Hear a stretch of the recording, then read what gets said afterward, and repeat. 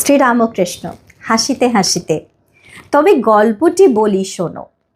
এক জায়গায় একটি শ্যাকরার দোকান আছে। তারা পরম বৈষ্ণব। গলায় মালা, তিলক সেবা, প্রায় হাতে হরিনামের ঝুলি, আর মুখে সর্বদাই হরিনাম। সাধু বললেই হয়, তবে পেটের জন্য শ্যাকরার কর্ম করা। মাঘ ছেলেদের তো খাওয়াতে হবে।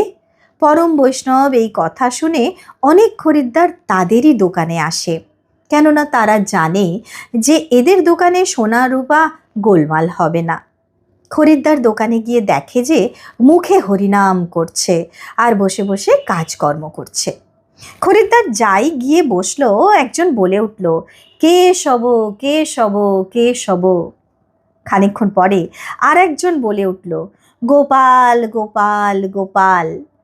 আবার একটু কথাবার্তা হতে না হতেই আর একজন বলে উঠল, হরি, হরি, হরি। গয়না গড়বার কথা যখন একরকম ফুরিয়ে এলো, তখন আর একজন বলে উঠল, হর, হর, হর, হর। কাজে কাজেই এত ভক্তি প্রেম দেখে তারা শ্যাকরাদের কাছে টাকা কড়ি দিয়ে নিশ্চিন্ত হলো। জানে যে এরা কখনো ঠকাবে না। কিন্তু কথা কি জানো? খরিদ্দার আসবার পর যে বলেছিল, কে শব, কে শব, তার মানে এরা সব কে? অর্থাৎ যে খরিদ্দারেরা আসলো, এরা সব কে? যে বললে গোপাল, গোপাল, তার মানে এই এরা দেখছি গরুর পাল, গরুর পাল।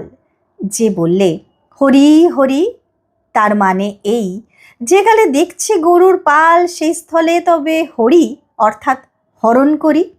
আর যে বললে হর, হর, তার মানে এই যেকালে গরুর পাল দেখছ, সেকালে সর্বস্ব হরণ করো।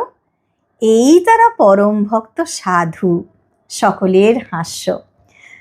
অপূর্ব গল্পের মধ্যে দিয়ে ঠাকুর বুঝিয়ে দিচ্ছেন, ভক্ত হবি তো বোকা হবি কেন।